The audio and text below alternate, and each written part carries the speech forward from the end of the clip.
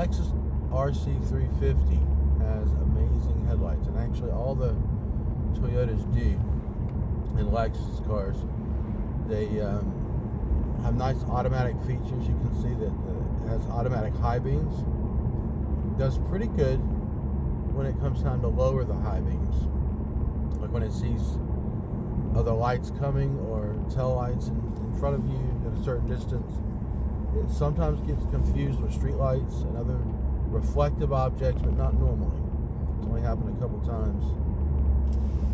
But one thing I really like about these newer cars are the LED headlights. You can see just how bright everything is, and you can see everything. I was driving on a foggy morning, really foggy morning a few days ago in this car, and I could see pretty clearly. Here comes some cars.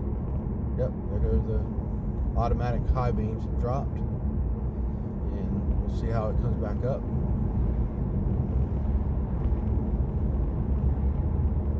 There you go.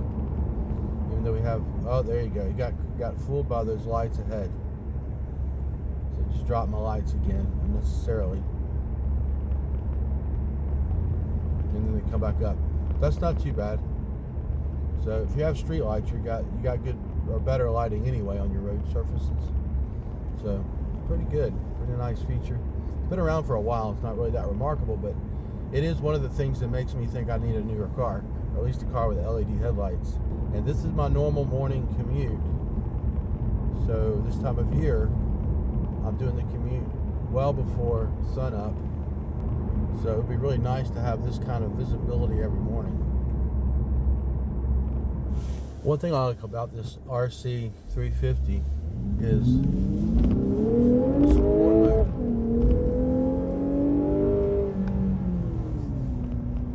That's pretty quick. This car is very much a sports coupe, and it's also very much a luxury coupe. So I guess we're gonna have to call it a luxury sports coupe. It's got a lot of the same feel. It's a little bit bigger. It's a lot of the same feel as the 86 GT by Toyota, and it's not, I wouldn't say it's anywhere close to a Miata really, but it's going to be bigger than those, and it still has that sporty feel to it. You got your chrome pedals and left foot rest. It's not a 5-speed, which both of those other ones were that I have recently tested. This is an automatic, but it's got paddle shifters, so you can have some kind of autonomy to a degree on your shifting. It's not going to let you redline it. Well, it's not going to let you burn out your transmission.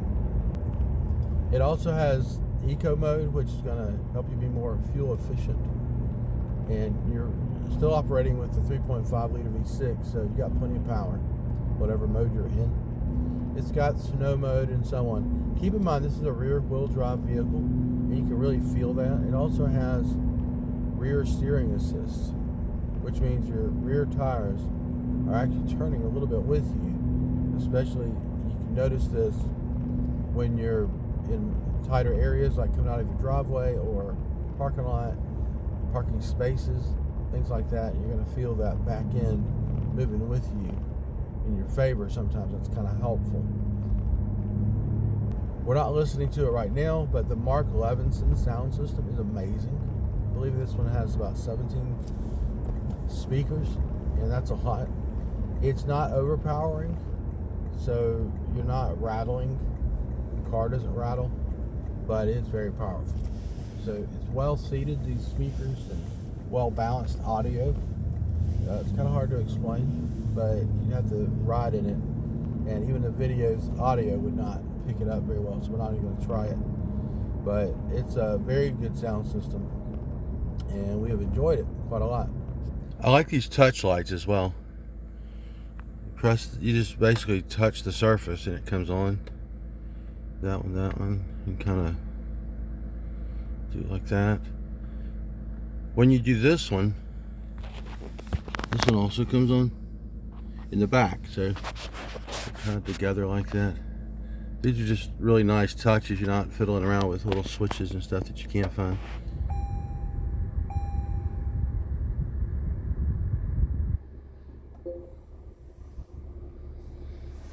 I like how well the center console is lit up at night.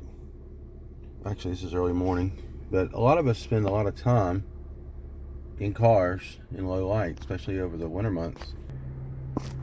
How it looks on the interior is really important, just how bright it is.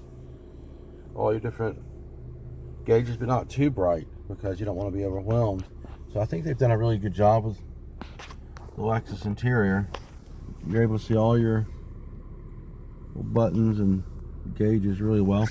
And we've already demonstrated how well it lights up on the roadway. So whether it's foggy like it is today or just dark, it does a really good job of kind of brightening the path ahead of you. It's really good. It's very safe. This is a beautiful car. You got the kind of a signature Lexus front. It's kind of reminiscent of all the vehicles in the Lexus line, really. It's got that. It looks really sleek. I love the LED lights, which we already demonstrated in the night drive, or actually early morning drive. In this edition, you've got the orange calipers on the brakes, and the fronts are really oversized calipers, but you enjoy that when you're making your turns and doing fast things. There's your rear wheels. You can see just kind of the normal calipers there, but the orange kind of stands out. It looks nice. You kind of see both of them from a distance. And we'll go to the back.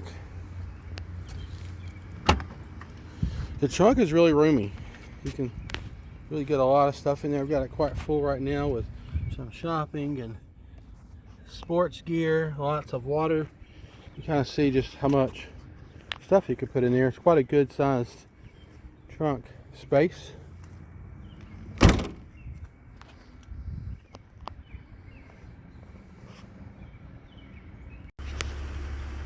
So now we have the interior of the RC 350, and you can see it's a little more spacious than a lot of your sports sedans. And we compare this to the 86 GT just because we've ridden it lately. We reviewed it for a week. That's a Toyota, of course, so a cousin to this Lexus, but it's a different vehicle altogether. It's a 4-cylinder with a manual transmission, but this one has all that kind of styling as well, but it's very luxurious, more so than anything really the Toyota has. But as you get in here, you're going to notice a lot of stainless steel, which is kind of cool. And what I like is that F Sport badge right there. Kind of looks like Formula One. It almost has like a squared off look as well right here. Kind of a Formula One look. A lot of controls on the wheel, which used to be a racing thing, and now you see it everywhere. And down here you got your stainless pedals. On the left is really just a footrest, but for those of us who like manual transmissions, it kind of feels nice to have that place for your left foot to go. One thing I really like about these Lexus cars is when they leave the cruise control sticks in there. A lot of times they clutter up the steering wheel with it, but I like it better there. And I was kind of surprised to still see this because a lot of them they're phasing out, and I know I talk about that a lot, but I like having that cruise control stick on there. You can kind of see there's the center console is kind of standard. I like the analog clock, and you got in this one you've got the heated seats and ventilated seats on both sides. I still don't like the touchpad. I would prefer there be something up here, maybe move the screen forward, or we could touch it right here, but I guess people do like it, I don't know. And then there's your sport mode control there, and you have a snow mode, and then you also have turn traction control off. This is a rear wheel drive, so there are different reasons you might want to do that at times. And here's your controls over here. You have a lot of things you can do there. Like the sunroof, you can just pop it up or down. Then you got a button that automatically opens it up and drips water into your car. But you wouldn't normally do this on a rainy day. Let's close it. You got kind of this little two-part little moon roof.